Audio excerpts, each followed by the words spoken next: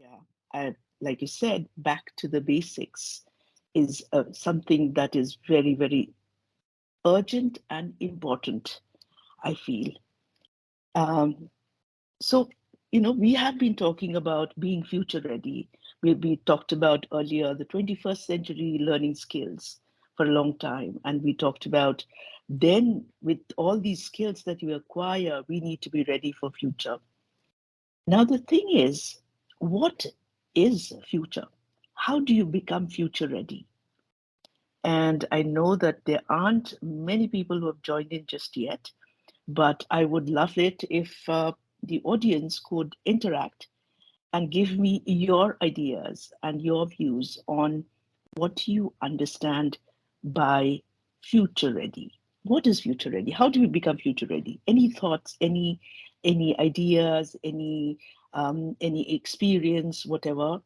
If you would like to, I don't know if it's possible to just come online and chat, or otherwise you can just type in the chat section. What are your thoughts? It would be very interesting to know what the audience is thinking before I put forward my own views. And for all you know, you may have better ideas than mine. So I invite all of you to think about what do you consider being future ready means.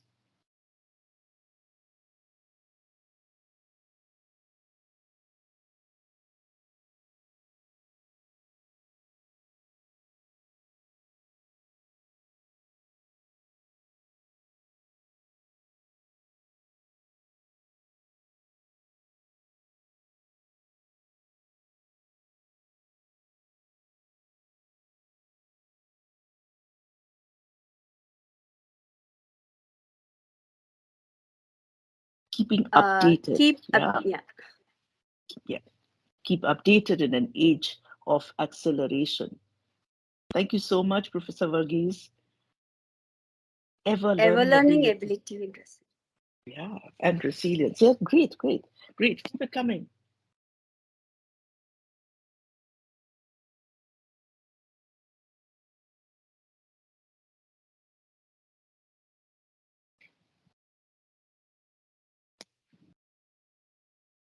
Future ready for me is to make ourselves equipped to connect with the new generation and learning about new things. Unlearn and relearn. Tarang, thank you. That's your second. But thank you for participating actively. Hemlata Pandey says prepared to face challenges in the future. And Hemlata to take on from there, the challenges in future are unknown. Nobody knows what's going to happen, what kind of challenges. Um, right now, all of us are fascinated and intrigued by artificial intelligence. 2 years ago, we were not thinking about it that seriously, but now it is something that we are forced to. And of course, on the side, we're also wondering what's happened to Sam Altman. But, these kind of things suddenly come up, right? AI, Chat GPT. Um, it's something that 10 years ago we hadn't really we were thinking that artificial intelligence is going to be the thing in future, but we didn't realize it was going to be so quick, so fast, and so much ahead of our expectations, right? And we started using Chat GPT, we started using other AI apps, and AI has become very much a part of today's world. Now, we had to be ready for that, right? We had to be ready about, we have to now learn about AI, not just copy AI, but how do you harness the power of AI? How do you not let the students plagiarize, but how do you help the students to be able to navigate AI and get the content that you want from it, to get the help you want from it, without losing your thought, your originality, and your own content, or what your piece, what you want to say. So these are things that we had to improvise as we went on. There were schools in New York which banned AI. There were schools in so many parts of the country, parts of the developed countries, that banned. They said this is going to take away creativity from children, and therefore we will not allow it to be used. Our take, I mean, Pallavan Learning Systems has been actively involved in it. Our take on it was use it by all means. This is like such a great resource, but use it knowing the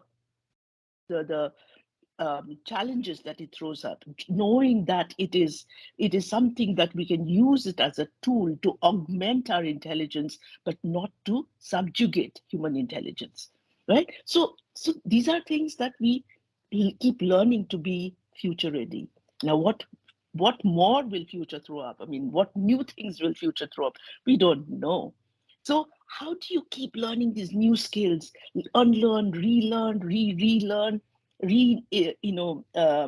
introduce, reintroduce, or like polish up the old things and then give it a new shape? What all can we keep doing? So that is part of being future ready, yes, but can we keep up with it? Can we keep pace with what future needs, what future requires? And that is why I thought, instead of talking about technology and the role of technology in future, or the how do we have classroom interactions, learning experiences which are more meaningful, and that's how you prepare in future. I thought, let's take a back seat and look at what's been happening.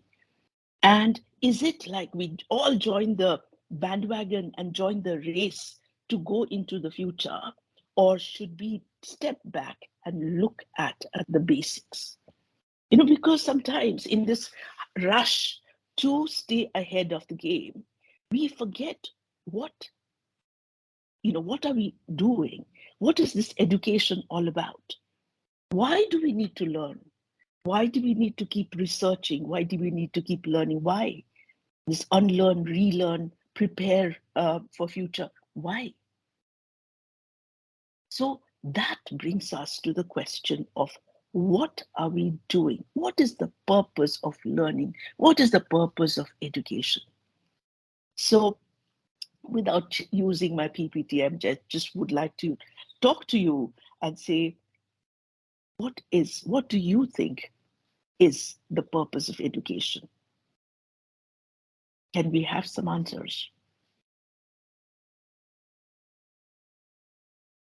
I think your chat function works really well. Yes. Yeah. Let's see. Please do participate. What is the purpose of education? Why are we in this business of learning?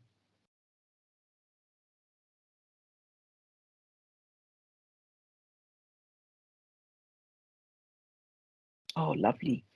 To think, to judge, and to make decisions. Yes, to make wise decisions, we need education. True. Ideas for future, to gain knowledge. Oh, this is a very enlightened audience.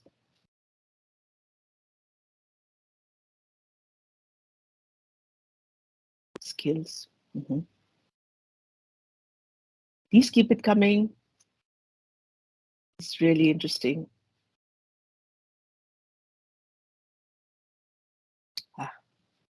To know the difference between knowledge and wisdom, to help the future generation make informed decisions, yes. But then sometimes we need it for ourselves too. Wonderful. Learn, observe, gain knowledge. I said this before and I'm saying this again. Very enlightened audience, because I was with a bunch of students and I asked this question, and they all said, to get a good job, we all have to learn so that we can get a good job. And what is a good job which pays you well so that you can maintain a good standard of living? Yes, understanding, thinking capabilities, learn, unlearn, to sharpen the teaching skills. Yeah. Okay, teaching skills, and also to teach and to learn. Yeah, so maybe to sharpen the teaching learning skills, to experiment. Yeah, because you experiment when you are curious to find out some certain things.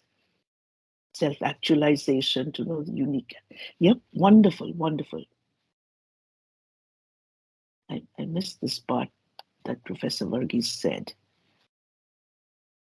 To attend self-actualization and to know the unique contribution that can be made. Yeah. And in this self-actualization, we have a take on this because whenever you talk about self-actualization, it is almost like nirvana, like you reach the level from where you know everything. So we keep, and what we, when I say we, I'm talking about the Pallavan learning systems. What we keep saying is that you have to become better than you are today. You have to keep growing. So to push that boundary, to push the frontier, to become better, each day become better, learn something new. So that is our, growth, the individual growth. So in every individual's life, to make yourself better than you are before, because if you become the best, then you have no scope for further growth. So each one needs to keep learning so that you can improve and to become better. Great, fantastic. Yeah. Okay, so this is what, if you think that this is the purpose of education, I'm very happy that we are all on the same page. We are not talking about finding jobs, because when you talk about jobs and then jobs lead to money, money leads to wealth, money, then it all is about material well-being. And in the process of all that material, acquiring material well-being, somewhere we are not very happy. We become depressed, we become sad, because our true well-being is ignored, because we get into that rat race of job and earning more salaries, etc. Right? So then, if that is not it, and if we are talking about self-actualization, looking at oneself and learning to become better, then what is the purpose of education? So here, my um, enlightened audience, I just want to start sharing my slides. Yeah. So this is what we were talking about. Um, yeah. But we understand by future ready and why do we study? We've already had that discussion. So here I want to bring this. Why do we need to study? And you have said this in so many words yourself, yourselves. Is there is a need for not just learning for knowledge and skills. Knowledge and skills are also important, but there has to be a holistic development for every individual, not just for the future generation, for ourselves too. So education is required for holistic development. And while we need knowledge and skills for the future, we also need to have social, emotional strength, physical well being, and spiritual resilience. And these are things that we do know about it, but we don't pay enough attention. And that's something that I would like to, you know, ask you to think of so many schools, brochures, or websites. Almost everywhere you will realize they talk about holistic development. And it's there. It's the key word to have, and it is there in every school brochure. But what do schools actually do?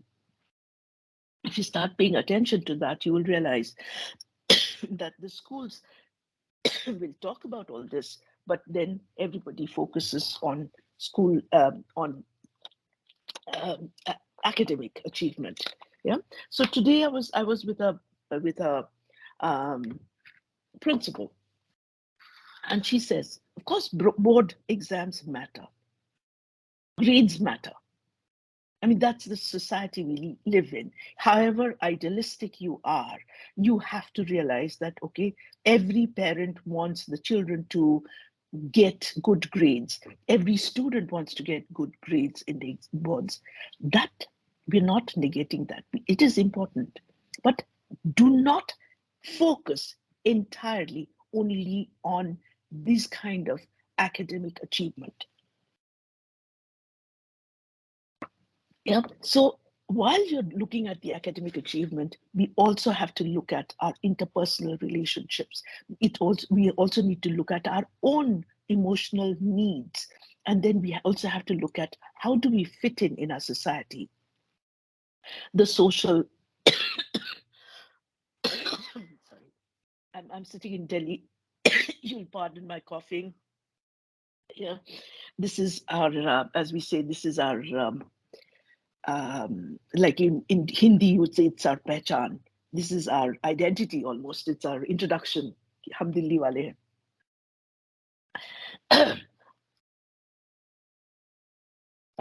On the side, if you remember, we used to make fun of Kejriwal, the chief minister, initially when he had come into politics, and we would say there would be memes about him and say every time he would start talking, then he would go. But now, unfortunately, it has become the the sort of identifying feature of almost every Delhiwala. So, but coming back to what you're talking about, the holistic development.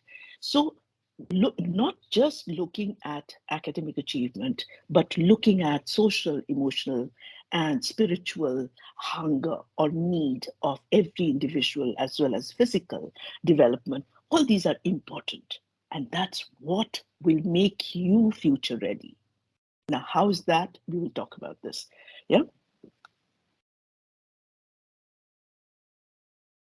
So we in the Pallavan learning systems, we talk about this learning framework where we are looking at the 5 areas of development. And all these 5 areas are equally important. Cerebral, which also has academics there, and the social, emotional, physical, and spiritual. Spiritual, not religious, spiritual, which is akin to ethical. So these areas are very important. But we do understand, just like you have 5 fingers in your hand, all 5 fingers are not the same. Some are smarter in academic work or cerebral work. Some are better in social. Some are greater in emotional well-being or emotional connect. Some are much smarter in physical area of development, and some are so spiritually connected, right? So you can have different fingers of different lengths, but all 5 fingers make your fist. All together is the strength that each individual gets. And this is something that's going to stay with you throughout your life. Yeah. So these are the 5 areas of development. And this is the learning framework that we work with. What do we mean by cerebral area of development? Of course, this is all about learning, but learning is not just the rote learning that we used to do earlier. And some people call it the 21st century learning skills, which is about critical thinking, inquiry based, being creative and reflective, thinking out of the box, and being or taking charge of your own learning, self directed learners, right? So, all this and much more, but in this, they come in this cerebral area of development. Any comment, questions? Okay. Please do interject or chat, send a message that we can have a dialogue anywhere. In social area of development, we try to understand who we are, because we as individuals, we are not in a vacuum. We come from somewhere. We belong to a family. We belong to a community. So if we know who we are and where we come from, and we also can relate back to the community and think of giving back to the community so that everybody can also grow, right? So that is that community bonding or feeling that is very much an important part of social development. Of course, we make friends, children are happy together, they learn together, the peer learning that happens in the classroom, a collaborative learning that happens, all those are great. That's because we human beings are not meant to be islands. We always connect with other people and we learn better. when all of us are learning together, right? So that is social area of development. Emotional area of development is more about self-awareness, about recognizing one's own emotions and learning how to deal with them. Self-regulation, that is learning how to deal with them, right? Social awareness, not just me, but also outside me. Relationship building and making responsible decisions, so that when you are thinking about taking any action or taking a decision, you connect to the people around you as well. Physical area of development, of course, we always say sports. We have PE, right? Physical education in the schools. But physical education is not just playing games, not just getting the children out of the classroom and saying, go learn, run, do whatever you want, you play. That's a little more than that. Of course, children need to play, children need to run, children need to have sports, but they also need to be aware of their health and well being. There are so many problems nowadays, which in this modern age, which is related to our lifestyle because we don't exercise or we don't eat healthy. But when you are talking about healthy living and how do you take care of your own health and as health, physical as well as mental hygiene, right? And how to be fit, how to play sports properly, learning about the games, learning how to analyze a game, learning how to critically look at a game and what went right, what went wrong. I mean, all of us are doing it after the cricket final, right? So World Cup final, and what everybody's an expert saying we should have done this, we shouldn't have done this, etc., etc., etc. But when we are talking about physical area of development, it is all this together. Critical analysis, etc., is part of the cerebral development, but that always comes in whether you're being social, looking at social development, whether you're looking at emotional development, or even in physical development. So the physical development, just the point I wanted to make, is not just about playing games, but knowing about healthy living, health. How do you maintain your health? How do you stay healthy? What should you eat? What should you avoid? What kind of lifestyle you should lead? Yeah. So all this is part of physical area of development. And then spiritual area of development. And as I said before, nothing to do with religion. Totally we demarcate. Of course, religion can be spiritual, but not everything spiritual is religious. And when we talk about spiritual area of development, is about developing our own self-awareness, looking at inner goodness, finding who we are, what is the meaning and purpose of life, right? And also, we are becoming so self-centric that you look at yourself because you need to understand yourself and you need to position yourself in this whole big wide world, but we need to also look at others and their relationship with us, each individual in relation to the others around. And so when you develop a sense of purpose in life, a deeper understanding of who we are and the world around us, that is what we mean by spiritual development. Okay, so um, all all that is fine. Yeah. So this is where we are talking. What we're talking about is if we become individuals with discerning and aesthetic minds, and if we know or have a moral compass which tells us what is right and what is wrong, if we can develop this inner courage to face challenges and failures as stepping stones, and if we care for the living and non-living world, then we become persons of substance. Then we become somebody who has that inner strength, right?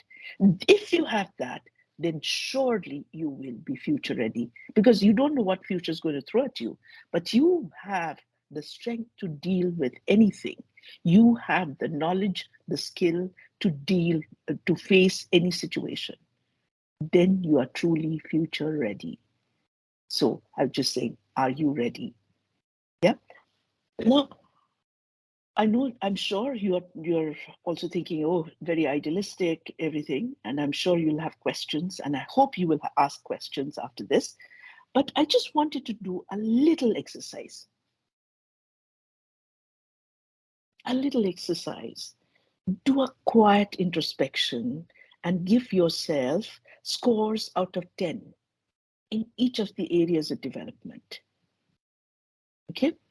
And you can share or you don't have to share.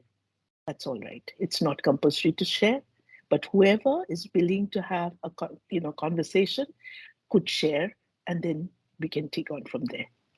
So please take a moment to do this exercise. And I'm going to stop sharing because I would like to have more conversations. Okay, stop sharing.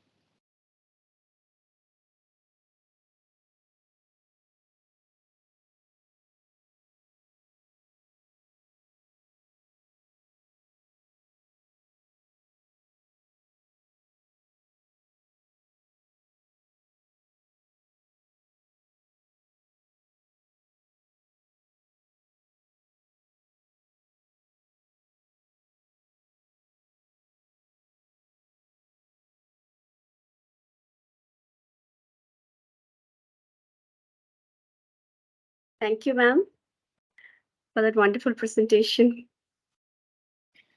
I I will be happy if there are reactions and if there are questions, because without that, this is just a presentation.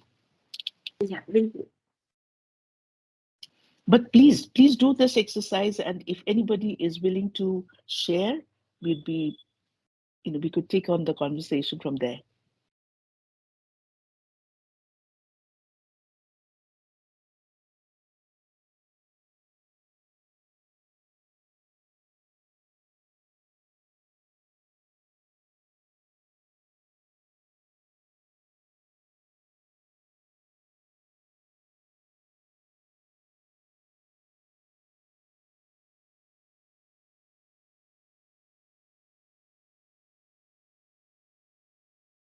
Thank you, Professor John.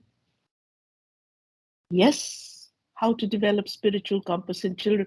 Thank you, Tarang. I'll wait. Let's see if we can do this 5 areas of development kind of grading. Even if you don't want to say whatever, whatever grades you gave yourself. I mean, actually, grades is not exactly the right thing. But when you make a bar graph, for instance, and the 5 bars are there, where would your actually it's the same thing. You have to take it, which is higher, which is lower. Okay, so okay. And yeah, yeah, I think nobody's ready to post their grades okay, so that's fine. Yeah, that's yeah, fine. I'll just can I just sort of do a debrief on this. I yes, hope I hope this made you think. I hope this exercise made you think. Yeah, yeah. So it is a question of retrospection or introspection.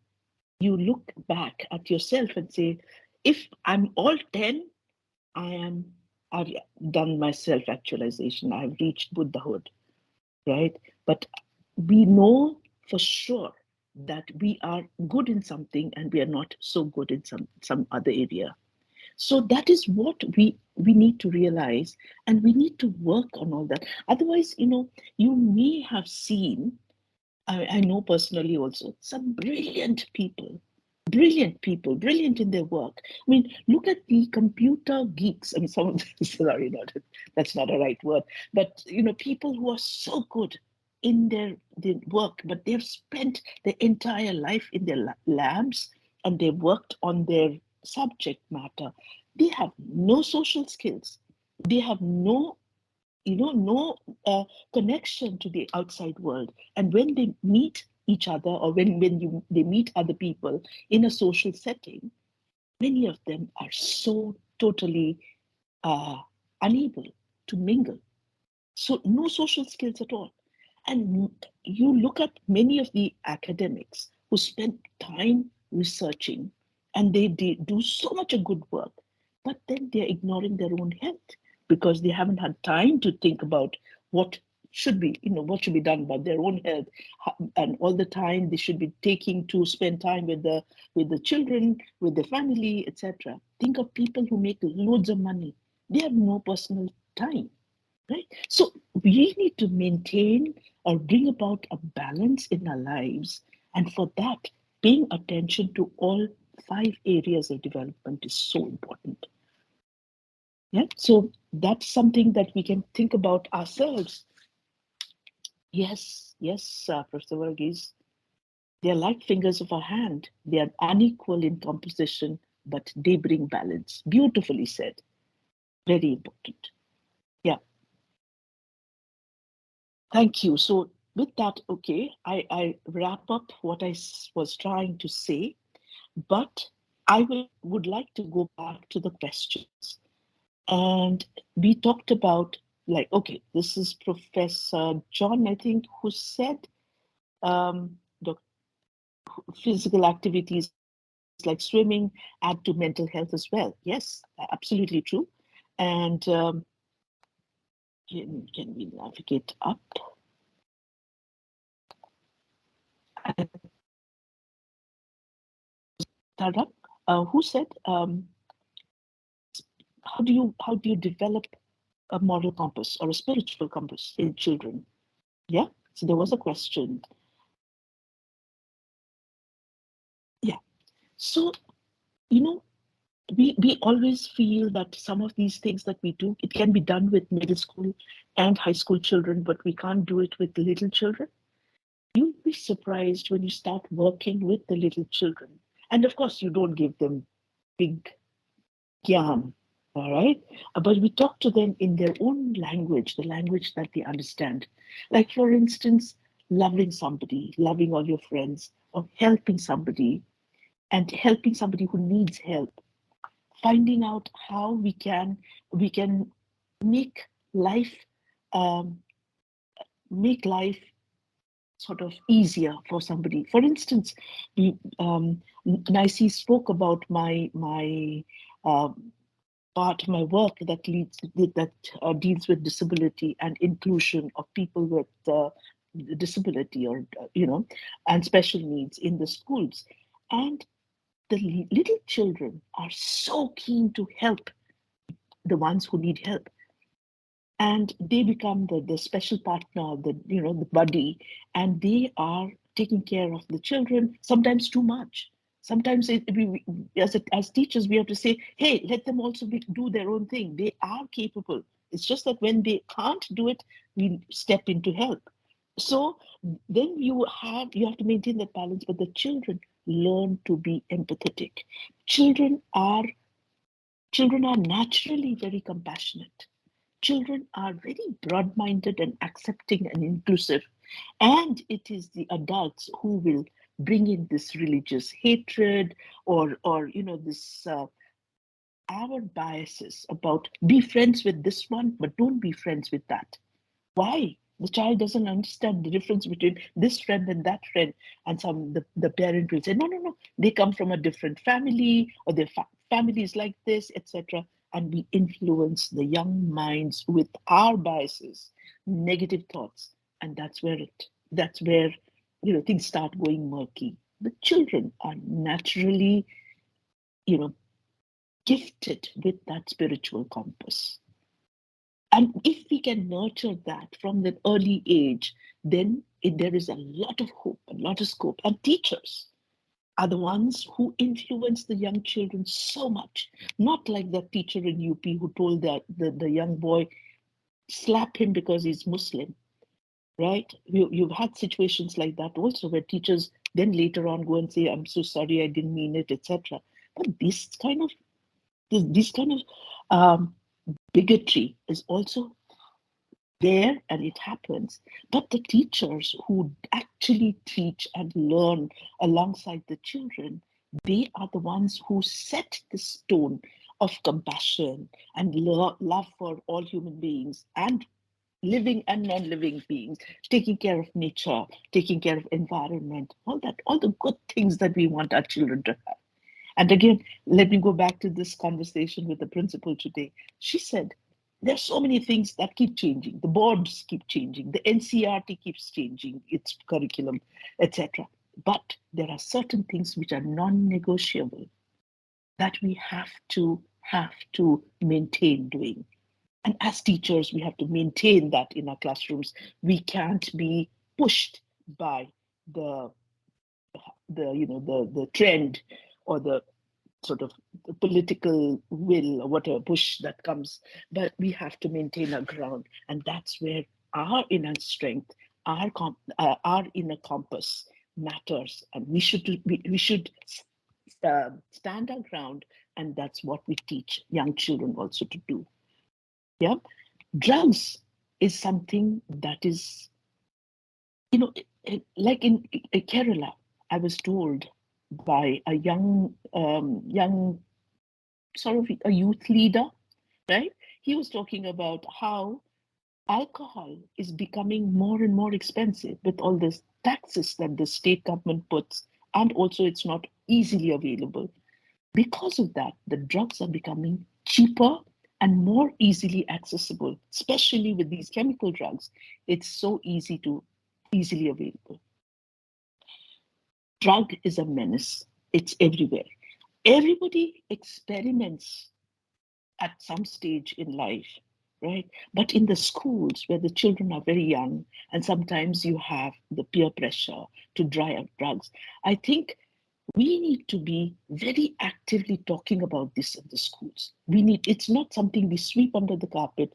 Oh, we don't have this kind of problems. Yeah. No, the problem exists and we need to tackle it head on. And therefore, we need to have this conversation about why drugs are harmful. Why should we not get into the habit of taking drugs? And when we involve the students into researching about what are the harmful effects of drugs, I think the children can make presentations to other children, and that way, awareness becomes much more palpable in schools, and that's one way of dealing with drugs. I'm sure you can think of other ways of dealing with drugs situation also, but that's something that I think we need to talk about. What are our values? What are the good habits? Not in a moral science preachy way, but in practice, every day we help others, every day we express love and appreciation for others, that kind of thing. If it becomes the school culture, the classroom culture, then the children imbibe that. And that's what will help them to become good human beings as they grow older.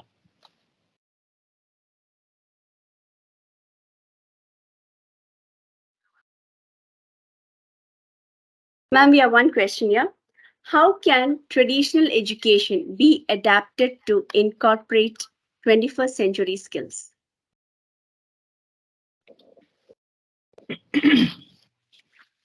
Yeah. So when we talk about traditional, what is traditional? If traditional is like going back to the basics and talking about the true values of education, we are like the whole presentation was that you are ready for future, right? The 21st century or the 22nd or whatever is coming. And so you are ready. But if you're talking about traditional as in, what we used to do, rote learning, right? Memorize everything and go and write in the exams, that definitely there needs to be a break. We need to bring in, we need to bring in, the understanding. Knowledge is not gained by just rote learning, because sometimes you don't understand why. What are you learning? So that understanding of concepts, learning with meaning, learning because it is something which is applicable and important in life. um, Very, very, important is we keep talking about mathematics, and we have to learn this formula, and then we got to apply it, and we have to solve, questions in trigonometry and algebra. What, and I'm sure you all have heard this, or you may have said this in your younger days. Why do we need to learn algebra? Who is going to do, a plus b whole square, whatever? What is this? But whenever we realize as grown-ups, when we are taught dealing with small numbers, of course we can calculate. But when you're dealing with infinite numbers, then you have to put values to those numbers and you deal with it. So everything uh, has a meaning, but we were not told about that. Now, when we are talking about teaching children numbers, 1, 2, 3, 4, why is 1 1 and why is 2 not 1 but 2? And why does 3 always come after 2? Why can't it come before? There are questions like that. And what do you say? If you explain to them that one means one thing, two means two things, so therefore one first and two later and three comes late after that. Yeah, when you explain to the children, then they learn so much faster, and that stays in their mind, right? And so when you're talking about add the numbers 1 plus 2 plus 3, instead, if your father will eat 5 doshas and your brother will eat 8 doshas, how many doshas should the cook make, right? So it's a real life application of even a simple thing of adding addition. And so when we think of education, not just what is there in the textbook, but what is around us, I think that makes so much difference. So breaking that traditional approach to education, which was textbooks, and bringing the knowledge out of the textbooks into your lives, I think that would make children really interested in learning, and they will understand, and then they will be ready for any eventuality. One thing I would like to add here, yeah. So we talked about 5 areas of development and all that. The you know of a place called Kota. There's a place in Kota called in Rajasthan called Kota, Kota. It is like a preparation ground for all these competitive exams for medicine, for engineering, for anything. Children start going there after their ninth, 10th. Sometimes they are only um, nominally enrolled in their schools, but they are actually there preparing for IIT exams and medical exams and all that. And the rate of suicide in that place has gone up so much that it has become a social problem. It has become a huge problem. And everybody's wondering, but still parents send their children who go and stay in one room and they start preparing for the exams. Now, this kind of obsession is not just with the students, it's with the parents, it's with the society, that we need to crack this exam, we need to get into IIT, we need to get into medical college. Those things, it's a mindset that we have acquired because we give too much importance to what we call good jobs. And so this kind of, this is the kind of conversation we need to keep having with our parents. We need to keep having in the society, so that we realize, hey, education is not just for getting good jobs or cracking those exams and getting into these big colleges. It's about being a good person, a good human being. So this way also we can crack that traditional mold in education and make the children ready for future. Thank you, ma'am, for that. We have another question here.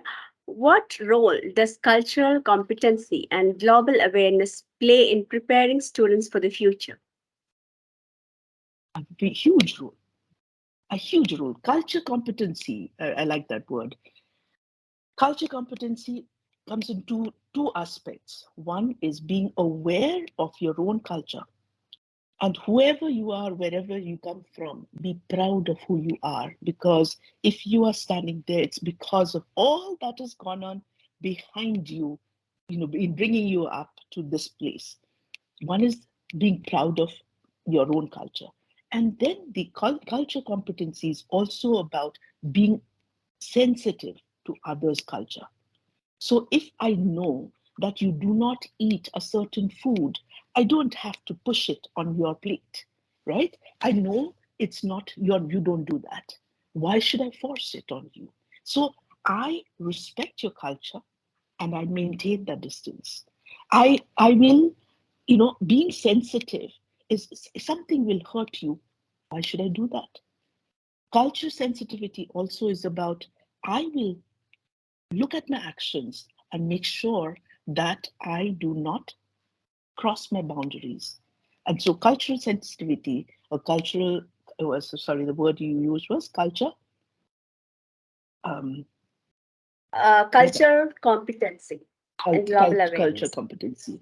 Yeah. So cultural competency is about knowing who I am and also knowing who others are around me. And global awareness is part of that, being aware of what's happening around, but global awareness is much, much more. Yeah, we don't live in a vacuum. We are always a part of a bigger society, the world, and therefore knowing what's happening, whether it's Israel, Palestine, or Russia, Ukraine, or what's happening even in our own country, in different parts of the country. I think this makes you a much more aware human being who can relate to other people around you. So, very important skill. Thank you, ma'am, for that. Welcome.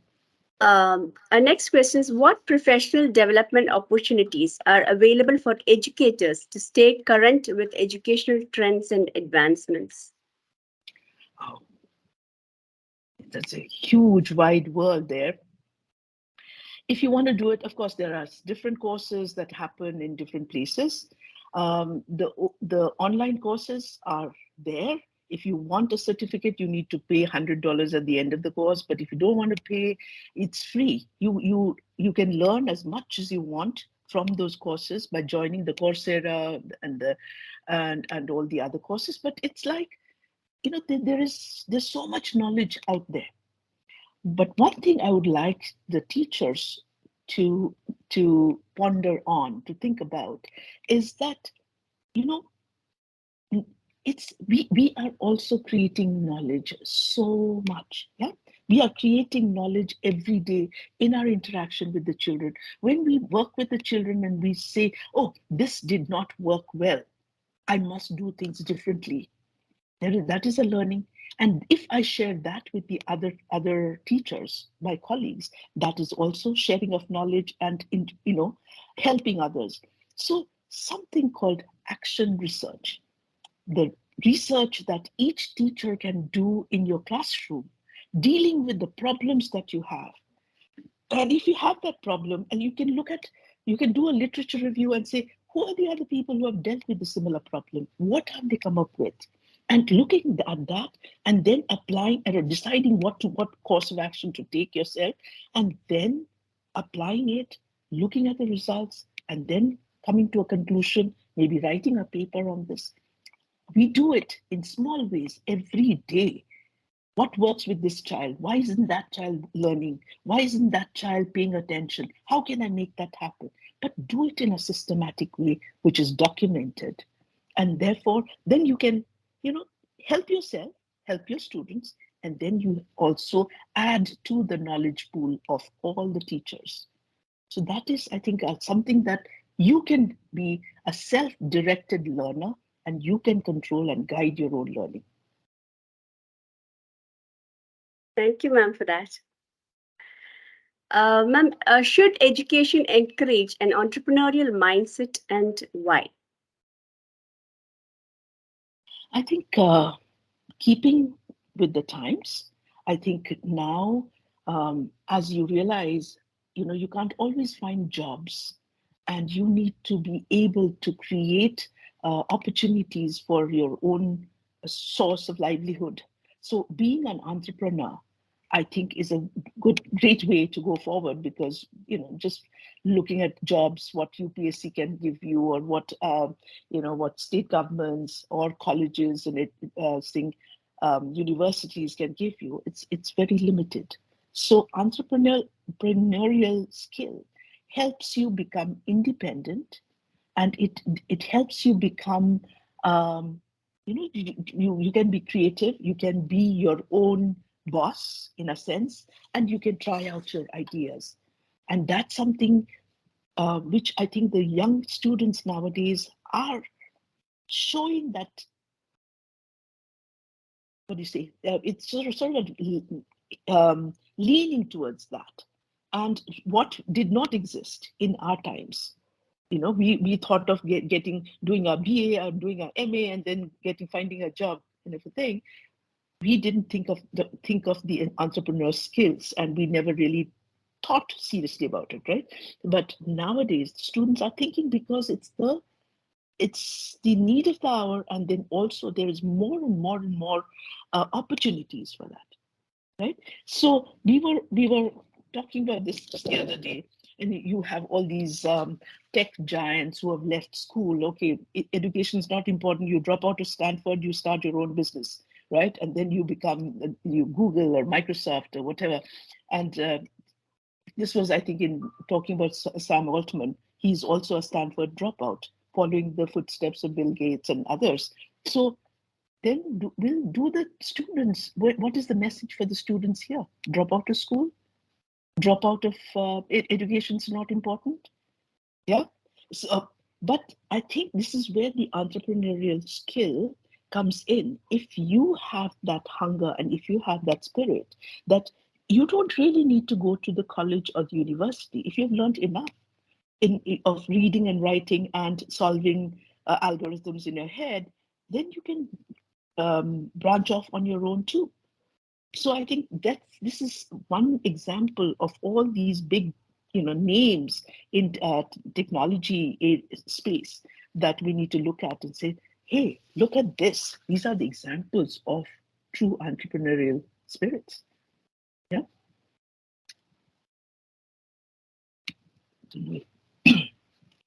Thank you, ma'am, for that. Yeah. Do we have any more questions? Then there's one last question from our side. What can be done to encourage a growth mindset and willingness to embrace continuous learning? Yeah. Growth mindset, I think, totally relates to positive psychology. Yeah. Talking about how you can continuously develop, continuously grow. And as I said earlier, um, whatever you are today, tomorrow you got to be better than that. Tomorrow you will be better than that. With all the learnings from today, you will know more tomorrow and you will grow. So that being open to learning, being open to opportunities, being open to ideas, that is so important, right? So this growth mindset, it's like encouraging everybody to believe, and it's not something hard to believe that we all have the capacity to grow. I'll tell you a nice story. It's not a story. People kill me if I say it's a story. Okay, it's a belief. It's part of the mythology in Bhutan. And there is the story of Guru Rinpoche when he had come to Bhutan, I mean, years ago, millions of years ago. I mean, he came and then he had treasures, all right? He had treasures which he found that not all people were ready ac- to accept those treasures. So he hid those treasures in different places. Now, there are in then generations later, there are still people looking for those treasures which they find. And there are some treasures are relics, some treasures are special stones, special something which they believe that it was a gift of Guru Rinpoche, big big lama, big you know religious and spiritual head. Okay, so that is the story. Oh, sorry, that's the belief. Now, as teachers, what we find is that if you give it an interpretation, that each student has a treasure hidden inside, right? So the task of the teachers is to find that treasure within each student, to find that special ability hidden in him or her, so that blossoms and the student blossoms in the process. So that is the growth mindset that you can think of, that each child can bloom. And the child believes that he can also become better because he's raising his bar all the time, right? So this is a story from a spiritual realm, or story from a mythological realm, but I think it's very relevant and I find it very meaningful in education. And that is what I say, positive psychology. Think you can do it, think you will find that treasure, think and believe that each student will blossom. I think that's a, yeah, that's a growth mindset for teachers as well as students.